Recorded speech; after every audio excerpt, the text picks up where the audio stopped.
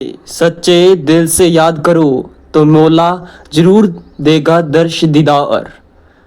सच्चे रूहानी रहबर पूज्य पूज्य गुरु संत डॉक्टर गुरमीत राम रहीम जिनसा फरमाते हैं कि सतगुरु अल्लाह वाहिगुरु गॉड खुदा राम जिसके करोड़ों नाम हैं, जो भाई जो भी कोई उसे सच्चे दिल से याद करता है, चाहे वो कहीं भी हो, वो सतगुरु मौला दर्श दीदार जरूर देता है। इंसान की भावना शुद्ध हो, इंसान के विचार शुद्ध हो, कहीं जाने की जरूरत नहीं पड़ती, क्योंकि वो परमपिता परमात्मा सबके अंदर मौजूद है। पूज्य गुरु जी फरमाते हैं कि वो अंदर ही है, अंदर ही नजारे दिखा देता है, अंदर ही दर्श दीदार से निवाज देता है। वो रहमो कर्म का मालिक है, दया का सागर है। किसी चीज की उसके पास कोई कमी नहीं है, किसी भी चीज की उसके पास कोई कमी नहीं है। पूज्य गुरु जी फरमाते हैं कि बहुत ही भागों वाले नसीबों वाले जीव होते हैं जो उस कलयुग में मालिक की नूरी स्वरूप के दर्शन करते हैं, या मालिक के किसी भी रूप में दर्श दीदार कर लिया करते हैं। आप जी फरमाते हैं कि इंसान जैसे जैसे भक्ति करता जाता है वैसे वैसे मालिक का रहमो करम बरसता है।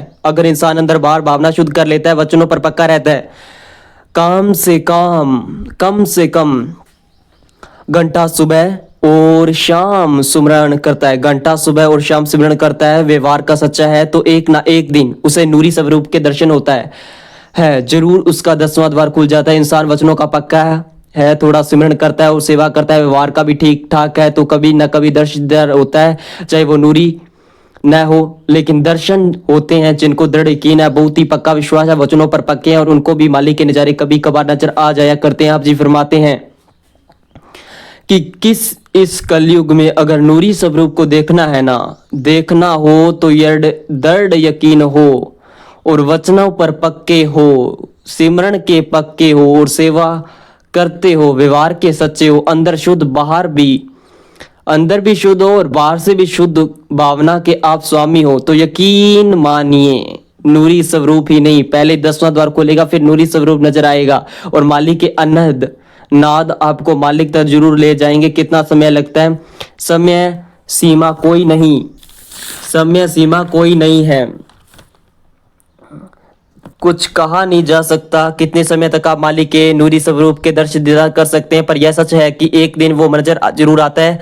इसलिए सुमरण कीजिए, भक्ति इबादत कीजिए, वचनों के पक्के, व्यवहार के सच्चे बनिए। पूज्य गुरु जी फरमाते हैं कि इस इंसान है ना, हमेशा यह ध्यान रखे कि उसके व्यवहार से कभी कोई दुखी ना हो, कभी कोई परेशान ना हो। व्यवहार के सच्चे बन कर जो वचनों पर चला करते हैं, वो मालिक के दया दृष्टि के काबिल एक दिन जरूर बना करते हैं। अब जी फरमाते हैं कि इस घोर कलयुग में अपने अहंकार को छोड़ दीजिए। जो पीर फकीरों के वचनों को सुनकर मानना करते हैं, उन्हें तमाम खुशियां मिलती है। जो मन मते चलते हैं, मन के कई अनुसार चलते हैं, खुशियां पास होते भी वह खुशियां हासिल नहीं कर पाते। आप जी फरमाते हैं कि इस कलयुग में जरूरी है कि वचनों पर पक्के रहें, दृढ़ विश्वास रखें, और चलते फिरते काम धंधा करते सुमिरन करते रहना, ताकि मालिक की जो कृपा दृष्टि है बरसती रहे, इंसान इसके रहमो कर्म से अंदर बाहर से मालामाल होता रहे। धन धन सतगुरु तेरा ही आसरा।